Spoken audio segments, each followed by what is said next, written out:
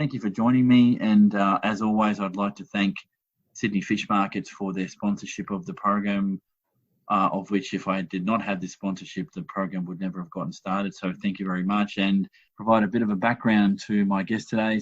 He's currently an adjunct professor through the University of Canberra Faculty of Business, Government and Law.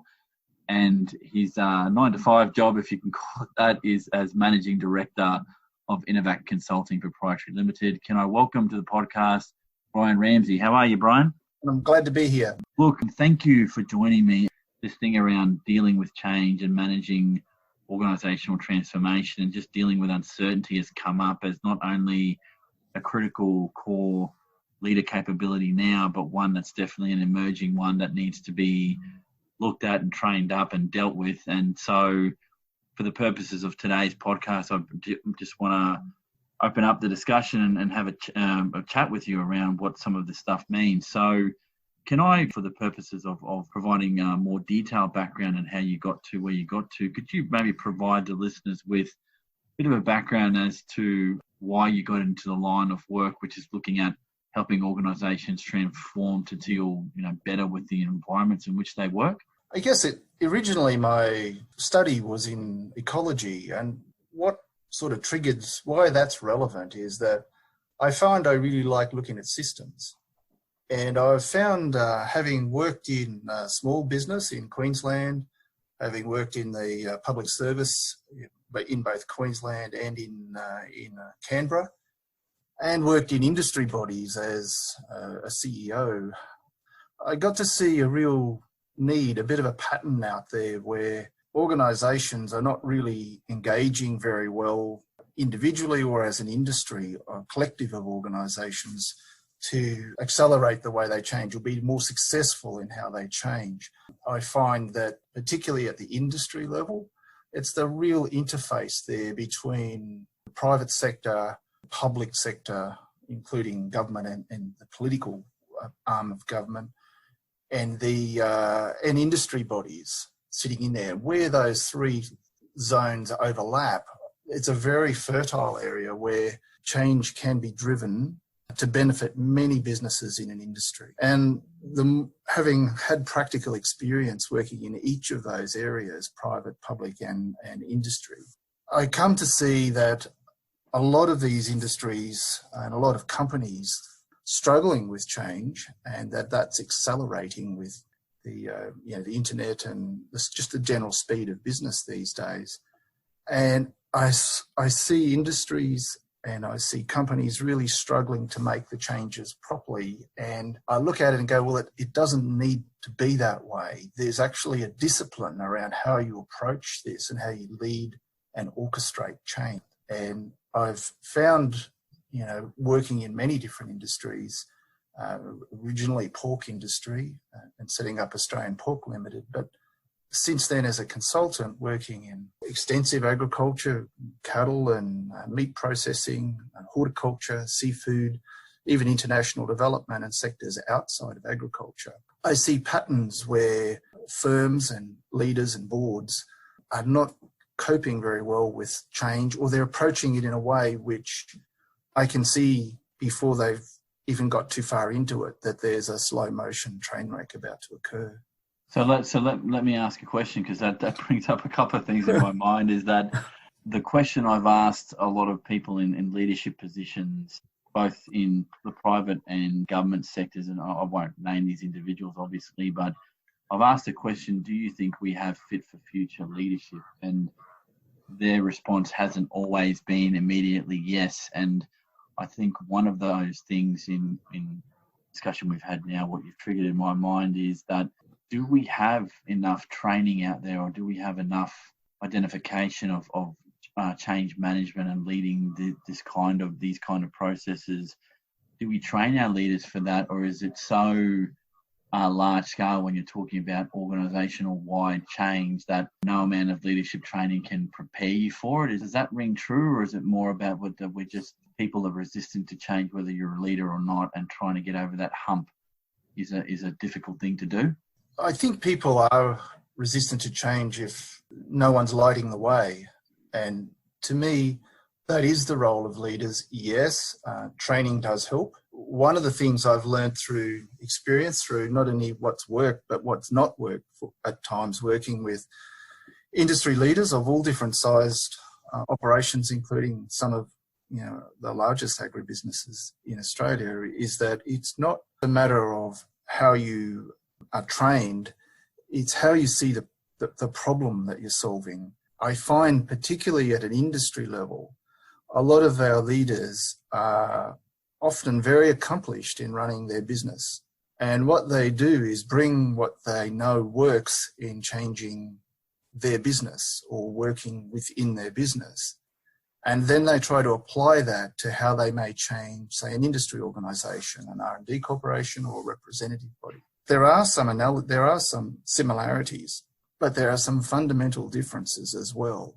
And so what happens is, when it's your own business, or you're working as a senior exec in a large firm, you can look at it, and if the board and the top management team sign off, you have authority to forge ahead and implement. If you're trying to work to get change that occurs outside of your organisation, i.e. with other businesses across an industry, then you have influence, you can have influence, but you don't have authority. They can listen, but they don't have to act. It's actually a much tougher and requires a slightly different approach as to how you do it. And it actually, I think about it more around the analogy that I find works with business people I work with, is I say, look, you're really marketing change here. You're marketing change. So, think about it not in terms of whether you're providing representation services or whether you're providing R&D or whether you're providing marketing. Those are only activities. Put yourself in the shoes of a business person in your industry at any point in the value chain and say, what is it they really want? Why should they be part of this organisation, and why would they see value in this? And why should they change? And what you find is you then start thinking about it in a very pragmatic way, because business people are pretty A to B, really.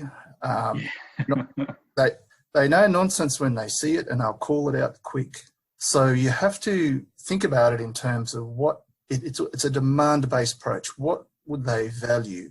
And it may seem harsh, but you go, well, what do they want? Well, they want to make money. Every business wants to make money. And what are the sort of things your industry group may be doing, may be able to offer that they can't do on their own in terms of making money? Well, you might be able to help them open export markets, get better market access, for example. They also want to save money. How could you, at an industry level, you help them save money? Well, you can remove red tape.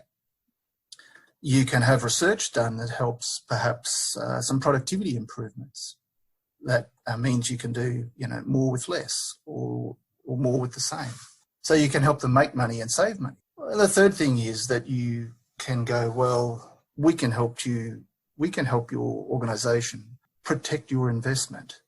This is about the reputation of your product, the reputation of your industry with government, with the community. Protect my investment.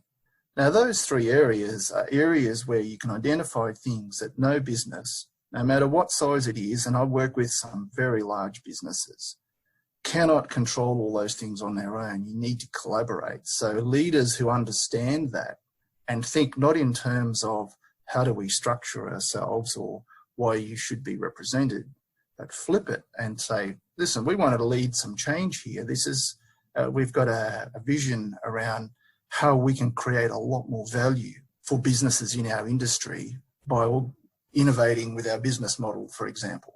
This is how we want to engage with you. You'll get a totally different conversation. The missing ingredient that people often fall off, which sometimes falls loosely into the catch-all of communication, is that businesses also want to feel part of it.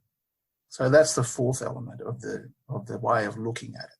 Are you going to help them make money, save money, protect their investment, and will they feel part of it? Simple as that, and as difficult as that.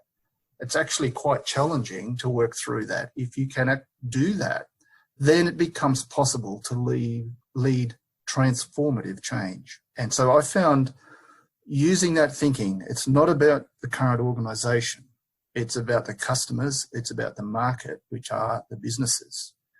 And if you exist to create value for those businesses, and everything you see and do and the way you behave expresses that, then I can guarantee you'll get their interest.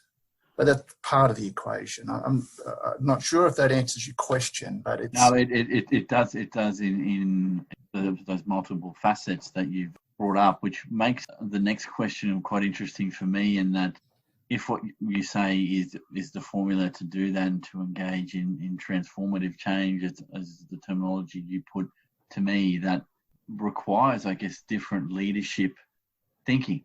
Because I think the standard fare with any leadership training, and I can speak from some level of experience, I've been through leadership courses, it's about understanding your environment and then orienting your people to reach some goals to deal with that environment, but in the context of your own business, not the broader industry. And that can take some doing, because I think some of what you're saying requires a couple of things. And again, please correct me if I'm wrong here.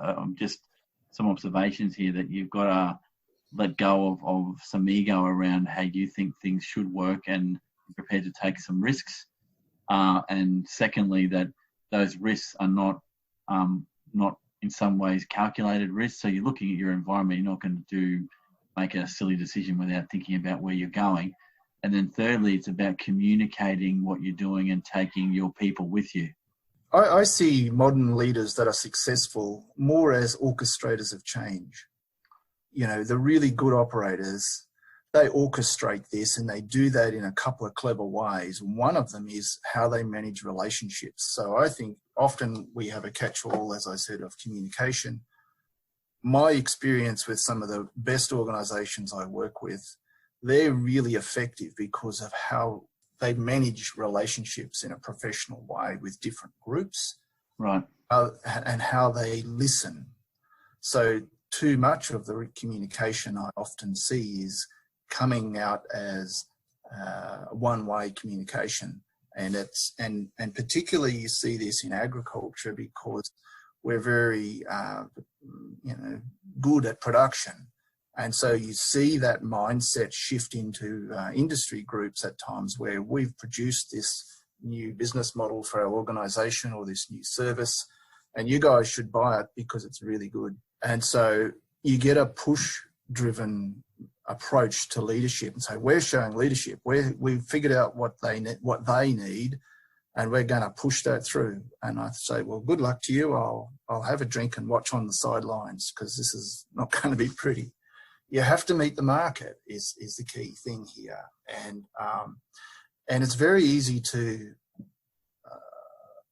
the best leaders I work with are, I've got to tell you, they're pretty courageous, because these days, more so than ever, you have a national and even a global audience within your industry, within government, the media, splinter groups, activist groups, scrutinising your every move and criticising it.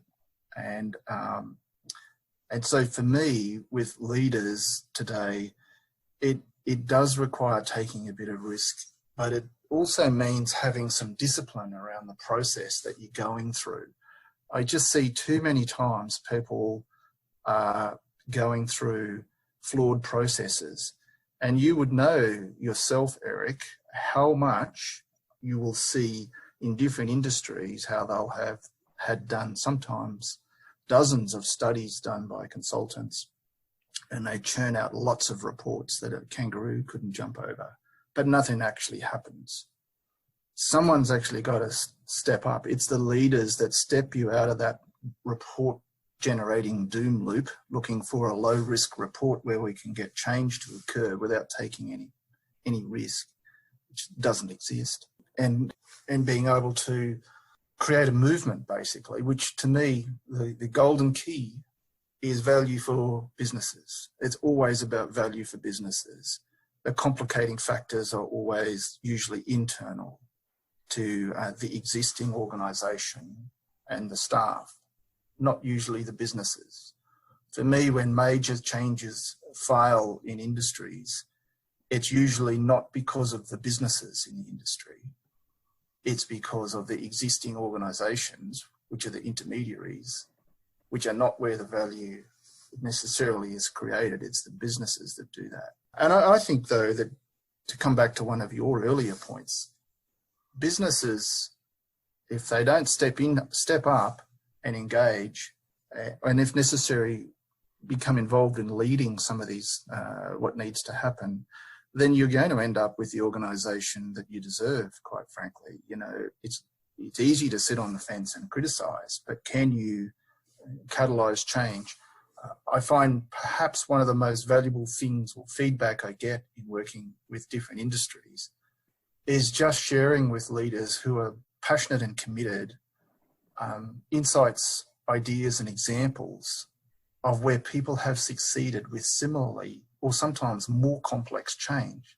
These things can be done, but not by having sort of preconceived ideas about what a leader should be, having preconceived ideas around what the solution is, but having a disciplined process that says not only what we're going to do, but why we're going to do it and why this is going to be valuable, why this is exciting, why it's different. Then you can engage people. It's more of an emotional intelligence process than the technical side of restructuring organisations, quite frankly, is not difficult. It's the people issues that are challenging. And that's why, again, you know, I see particularly in the forward phases of these transitions that occur, it's change leadership that matters, not change management. There's a lot of sort of MBA types out there, and they're brilliant and highly educated, and they're right with their training around how to manage change, or perhaps how to lead change within an organisation. But today, in a connected economy, even the biggest firms are forming alliances with vertically and horizontally. How do you work with others to create value? It's not quite the same setting as it was before, and it can be done and is being done by the best operators out there are doing it all right. And it comes back to the leadership ultimately. The right person sparks. It's like a football team. How can one person or a small group of people make such a difference to the outcome? It's their skill and their passion and their knowledge of how to play the game. And so I find these days I write a lot more, as you may know, on sort of weekly emails. And I wrote a paper recently on what it takes to create world-class industry organisations. And it's often I find leaders, the penny drops. They haven't actually seen the problem, the need to innovate with their institutions from the right direction, or from a different direction. That's probably a better way. And inevitably, in every change process I am involved in, the leaders I work with come up with ideas, strategies and tactics that I'm, quite frankly, astonished by. It's so clever, because it starts to become theirs. And that's the trick of it, really. It's the same with how you engage with other businesses. How do you build trusted working relationships? Business is about effective relationships. Products are important, but business happens because of relationships. Same with industry groups. Values created because of relationships. So it's certainly a dynamic area. Yeah, and that's something I hadn't really thought a lot about. I'm sure we touched on this through the transformation process you were involved with the National Peak Seafood Body. One of the things that sticks out, I guess like a sore thumb here, is around the issue of communication. Just let me put something to you based on what you've said, because I'm interested to get your response on this, that in developing the materials I've had through the podcasting and getting people to share their experiences of leadership, that communication's been ID'd by these leaders as critical leader capability, and definitely an emerging one in the future that we need to get better at doing. So my question is to you, how important is communication from leaders during an organisational transformation process?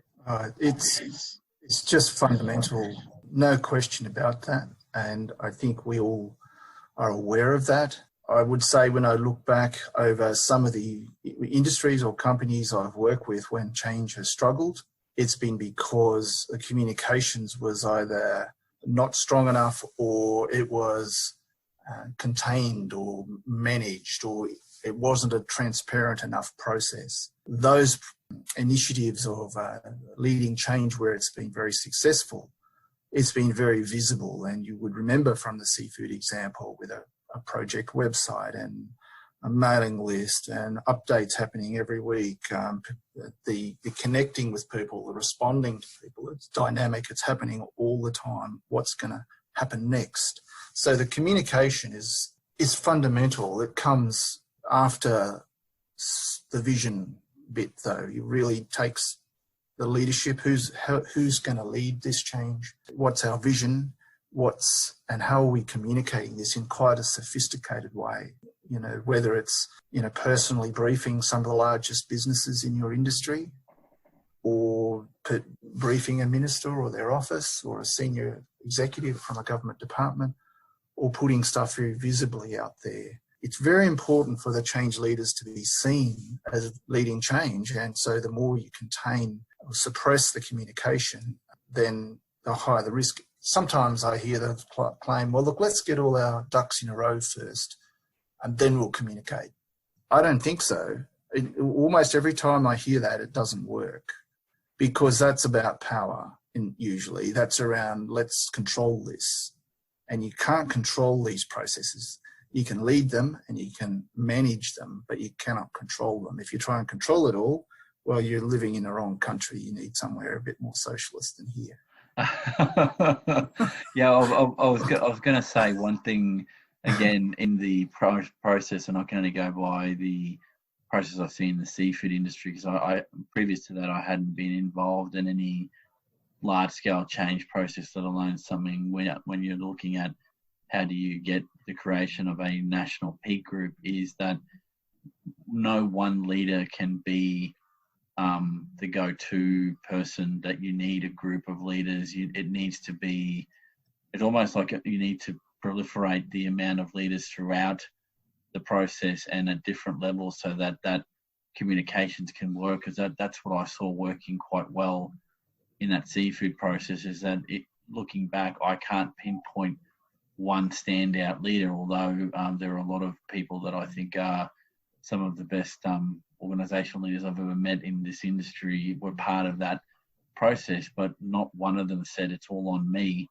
It has to be us leading the process. And I think that's what got a lot of it through, is that there was buy-in from everyone. So that goes back to what you said before, that if you can get that buy-in and you're not talking about lining up the ducks, which is about control, then things can happen in that process that you weren't expecting. And I think, yourself with this unhealthy need for managing change, mate, I think it's one of the, and I say that jokingly, of course, that one of the things that seems to be something that would drive someone in these areas is that things will come out of left field that you weren't expecting, that can be quite beneficial to the process. And if you hadn't had an open way to do that, that suddenly you could be missing out on opportunities. So yeah, and I guess it takes time to see these things, because it's been a good couple of years since the Seafood Industry Australia process happened, and it's taken me this long to kind of unpack some of that. And I put that down to my small brain on this stuff, but I eventually got there, in that you see the logic and the madness well after the fact. And sometimes I think people involved in these processes, and this is a personal observation, that you've got to have a degree of risk appetite that is a bit higher than would normally be the case, because I think these processes invite people to make mistakes, and that's not a bad thing. I think if you make a few mistakes, you're probably on the right track. If you're getting everything right first go, I think that's for me, that would be a signal of something real bad is coming around the corner. Yes, look, what you raise is really, really important point. I find that part of the issue that comes with this sort of belief that we know the answer and that we have, the solution to push on people, is that it's like a desire to actually say, look, we can't have any ambiguity here. In fact, we're intolerant of ambiguity. Let's fill in all the details. And I can guarantee you, every industry I've worked with that said, look, We can't change until we have more details. Get ready for that to fall apart, because leaders don't need all of the details. Business leaders I know that do quite astonishing things. They do their analysis, but then they make a leap of faith. It takes tolerance of ambiguity for the leaders, and a lot of leaders struggle with that. So no, just let that go. And people want it. So my usual response to this is that, look, people want certainty of outcome here. That's what they're after. Certainty of outcome for them. How's this going to affect them? But you can't actually give that when you're partway through the process, because you don't know. So what you can give them is certainty of process. And that's what we're doing with, the seafood had a certainty of process. And I've since then set 3 other industry organisations up with high levels of support, certainty of process.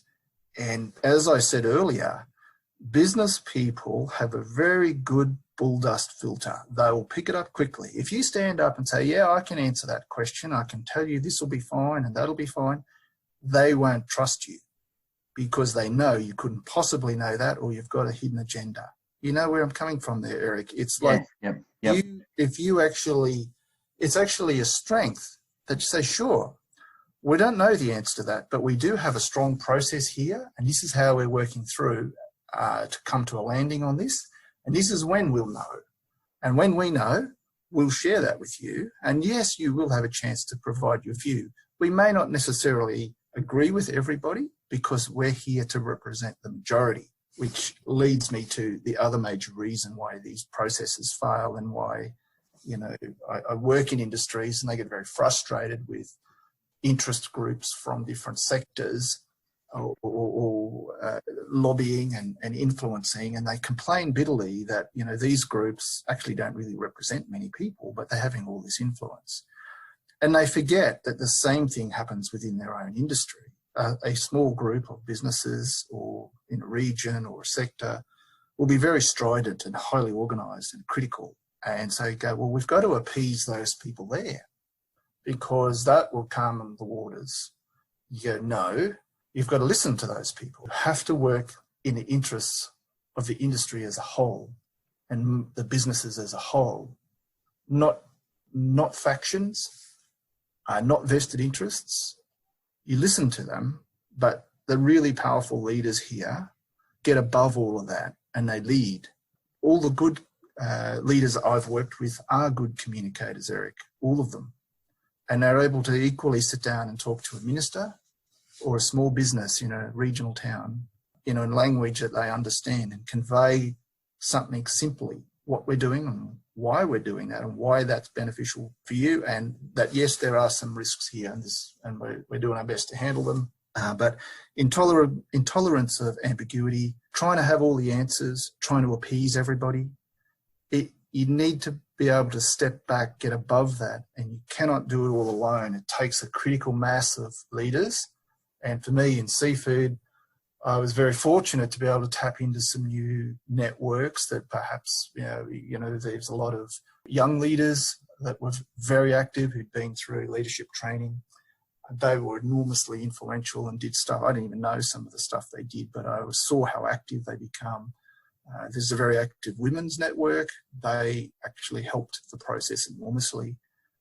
People who normally didn't get involved got up and said, I think this is important. So you sort of create a movement. It's very easy to talk in theory about all this stuff, but when you're in the cockpit and everyone's shooting at you, it's actually tough. A lot of good leaders get ground up out there at times. You can't do it on your own, and you should get good advice from people who've done it before. I just say that is true, because otherwise you can't see the woods for the trees. Get some guidance through it. The other observation I'd make here is I deliberately encourage processes where you have, as the change or transformation progresses, you're actually deliberately bringing different people in for different reasons with different skills and different networks. So you don't say, well, listen, we've got these 8 people here at the beginning who are going to drive this process and they'll be there all the way through to the end. Well, maybe they will. Some of them will. But we'll do what needs to be done. And I find as soon as you start doing stuff that makes a real difference, it catches the attention of the entrepreneurs and the innovators out there in your industry. And they go, actually, this is interesting. This is different. This is interesting. And you start to see emergent leaders who perhaps haven't even been involved in these groups before suddenly show up. And they're the business people who are the make it happen people out there in your industry. So I'll often ask organisations that are struggling, who do you wish was involved in your organisation? And, if you can answer that question, then so why would you say that? How would you get them involved? Is there a simple recipe? No. Every angle you look at, there's an example where you could offer a contrary point of view. But I would say this with certainty. There is a disciplined process for leading complex change and doing it rapidly. Every change process I've been through in the last few years has gone even faster because I'm learning more, people are learning more, and leaders shouldn't be put off by being told what they can't do. I wouldn't mind, as they say, $10 for every time I've heard, but you can't do that. Well, let's just see about that. You can't do it, or you on what basis? Oh, it's been tried before. Well, that was then. This is that's interesting, mate. You can't do that is really passive aggressive for I don't want to do that, or I don't want to be involved in doing that, and that's quite funny, and you hear that a lot, and it would be nice. I would have hoped for experienced leaders to just be able to ante up and say, I've got real problems with the process, but I'm prepared to be involved. And I think part of it is putting aside what you know in your experiences, because no one person has got all the knowledge available ever to make perfect decisions. That's not how this works. And I guess you've made it fairly clear that in any transformation process, you've got to have multiple people with lots of different grey matter, looking at the problem from different angles, because someone's going to come up with a little nugget of gold that nobody expected, and that's I guess one of the benefits. And thank you for sharing those observations, because it leads quite nicely into this next question I have for you. Now you've alluded to some of the leader capabilities, but I'd like to ask you a little bit more formally. What do you believe are the critical leader capabilities needed to manage organisational change or organisational transformation processes? If you had to pick a set of capabilities, which one to you stand out the most? I'm not saying, and not to say that person only has those capabilities, but from your experiences, is there a set of those capabilities that seem to be essential across different people involved in these processes? There are some common capabilities. Firstly is that I think it's people who have a real ability to see the bigger picture and understand what the problem is. So, a classic line is that, if that's the solution, what was the problem? And I find that those people who can really look at what they're trying to do in a very strategic way and think beyond next week or that squeaky wheel out there at the moment, that's important. Be able to get above it all. The second thing, these are in no particular order, they're all important, but if you don't have strategy, then you've got nothing. Like informed thinking around where we're actually trying to head and why that's valuable to the business or businesses. The second thing is, I believe it's very much that it's skills with relationships and communication are huge. And they're equal. It's not just comms. Comms is often, as I said, one way with people. I say, yeah, we've communicated heaps, nobody reads it. Well, that's not communication. Very skillful capacity to lead through effective communication, engagement with people, being able to actually handle people. People skills are vital. I find otherwise there's is something around having a bit of a solutions mindset. So many times you hear, and change leaders who are listening will know this, yes, but. Well, everything that comes after but is negative. You've got to be able to bounce things back and look for solutions. You'd be surprised how much people will, when you go and speak to them, they'll tell you at length and in depth about why something won't work or why it can't happen. Sometimes secretly, I suspect they wished it could, but you have to have a solutions mindset. So how might we sort that out then and ask those sort of questions? I think it takes a lot of resilience. I mentioned a couple of times the word courage. I think it takes a lot of courage, and you need, people who are, you need your support network. Successful leaders in these processes have support networks. It could be their family, it could be their colleagues in the business or the organisation, it could be an advisor or a number of advisors they work with, it could be other businesses, but you need a trusted support network, because you will have setbacks, you will get knocked down, but I've never been in a change process that didn't have setbacks. It doesn't mean it can't be done. It just means that you need to reframe that and be resilient. So it takes a real resilience.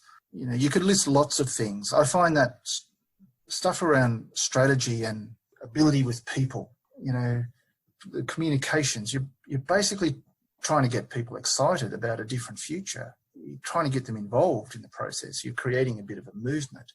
And quite frankly, we've never had a better opportunity to connect with people directly in human history than now, through all the digital tools and platforms and means that we have that augment face-to-face and other communications, to really create organisations that are very agile, constantly evolving. So I guess that those 2 points are really good points in my mind, that you need leaders that are agile and constantly evolving as well. And that, that to me is a kind of no-brainer. And I bring this in now for what this is worth.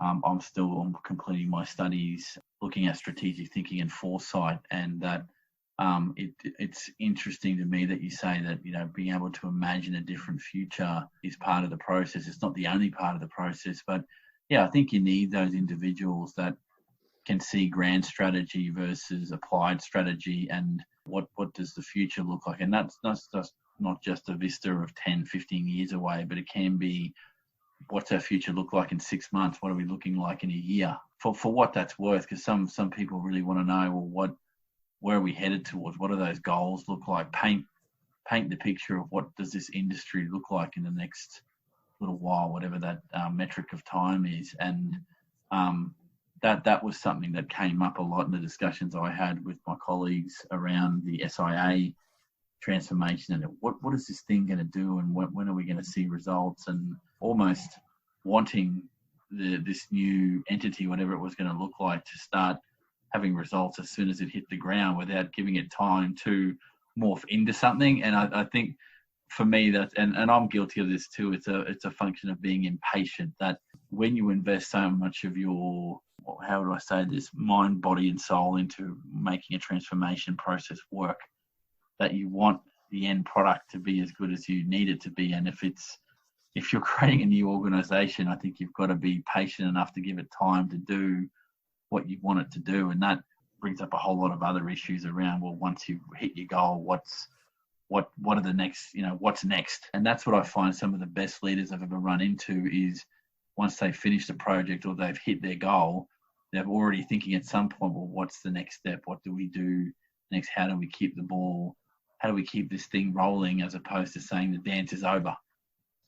The harsh reality is that leaders involved in big change processes either have a day job themselves, or their organisation has to manage continuity of business and a change process. They're both big jobs, and a lot of change processes struggle because they don't realise just how much effort is required to out-create the status quo and move it forward to be in a better state. It takes a lot of effort, and it's hard to do both be responsible for the status quo, for continuity of business, and transforming the organisation.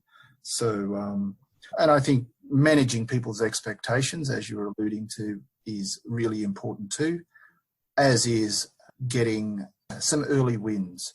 So you really need to be looking beforehand for the early wins. Where would the early wins come for us in the next 3 months, so that we can have signs of momentum once we've put this in place?